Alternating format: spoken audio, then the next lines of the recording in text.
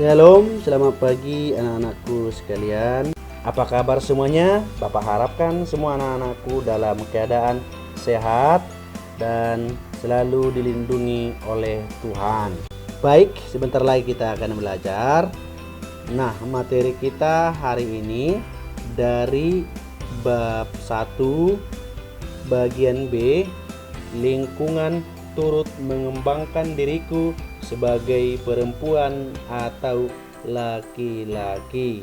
Sebelum kita belajar, kita awali dengan berdoa. Ambil sikap yang baik untuk berdoa. Dalam nama Bapa dan Putra dan Roh Kudus. Amin. Allah Bapa yang Maha Baik, kami bersyukur atas anugerah yang boleh kami terima.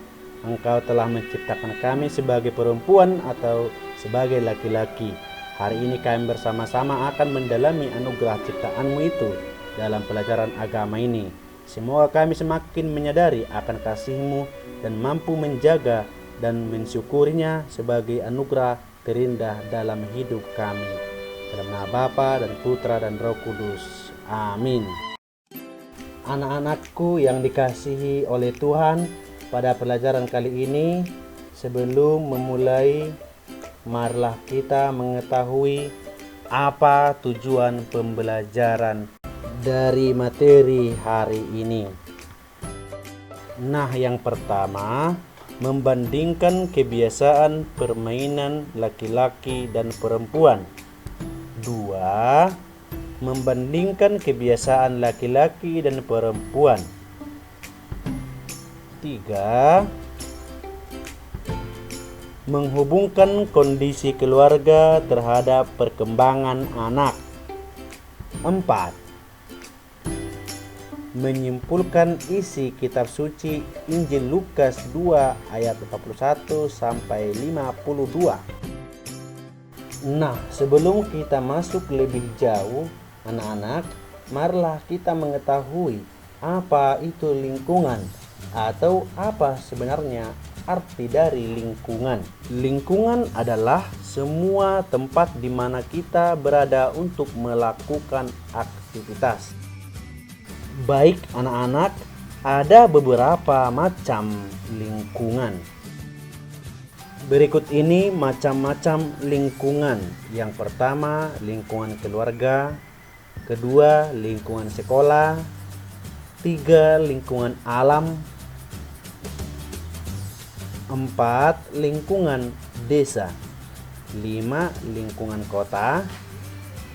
6, lingkungan pantai.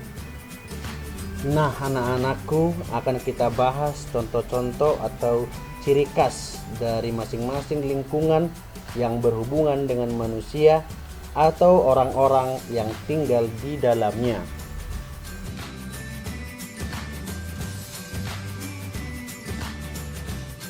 Yang pertama, ciri masyarakat yang hidup di pedesaan.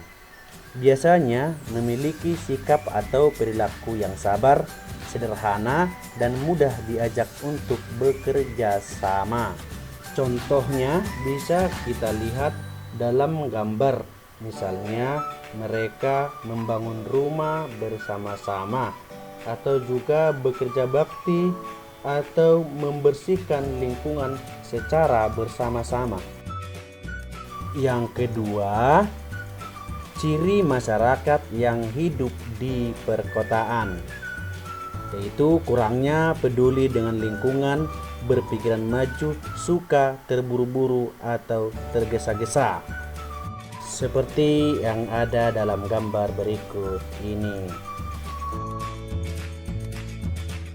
Dan yang ketiga adalah ciri masyarakat yang hidup di pantai. Suka bekerja keras, bersikap keras, dan sangat menyukai tantangan. Dan pekerjaan mereka adalah nelayan. Kebanyakan dari mereka selalu beraktivitas di sekitar pantai. Kali ini kita akan melihat bahwa lingkungan sangat mempengaruhi sikap atau perilaku dari tindakan-tindakan kita. Bagaimana dengan sikap atau perilaku seorang anak yang hidup dalam keluarga yang rukun, damai, dan menyenangkan? Akan membentuk sikap anak tersebut yang tekun, rajin, ramah, dan menyenangkan. Sebaliknya, bagaimana dengan sikap atau perilaku seorang anak yang hidup dalam keluarga yang tidak rukun dan saling membenci? Nah, akan membentuk sikap anak yang mudah marah, gampang menyerah, dan bersikap kasar. Nah, anak-anak, marilah kita melihat perbedaan kebiasaan atau hobi, yaitu antara anak laki-laki dan anak perempuan.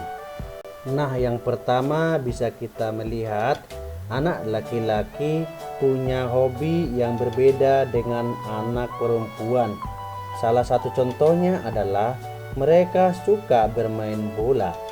Sedangkan anak perempuan cenderung memiliki hobi yang berbeda dari anak laki-laki. Mereka suka bermain boneka.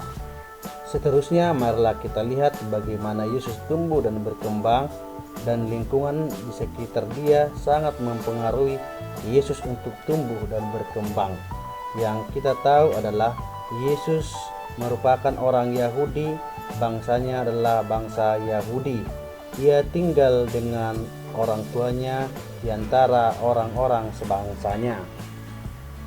Dalam Injil Lukas 2 ayat 41 sampai 52, kita bisa melihat kisah tentang Yesus pada umur 12 tahun di Bait Allah. Marilah kita mendengarkan kisahnya. Yesus pada umur 12 tahun di Bait Allah. Dengarkanlah kisah berikut ini. Setiap tahun, kedua orang tua Yesus selalu mengajak Yesus untuk pergi ke kota Yerusalem. Di kota Yerusalem, mereka pergi untuk beribadah di Bait Allah seperti orang Yahudi lainnya. Setelah beribadah, Yesus dan keluarganya kembali ke Nazaret. Tetapi dalam perjalanan, Yesus tidak kelihatan di antara banyak orang. Orang tuanya kemudian kembali ke kota Yerusalem. Mereka ingin mencari Yesus. Dan ketika mencari, mereka menemukan Yesus di antara para ahli Taurat dan para imam di Bait Allah. Orang tuanya kemudian bertanya kepada Yesus,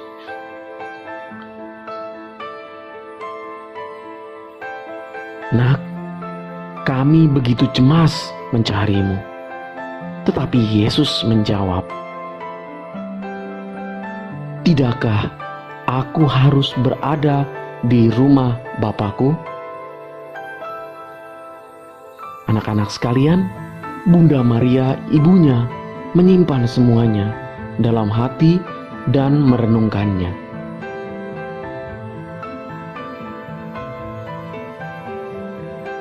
Yesus semakin bertumbuh dan berkembang dalam asuhan kedua orang tuanya.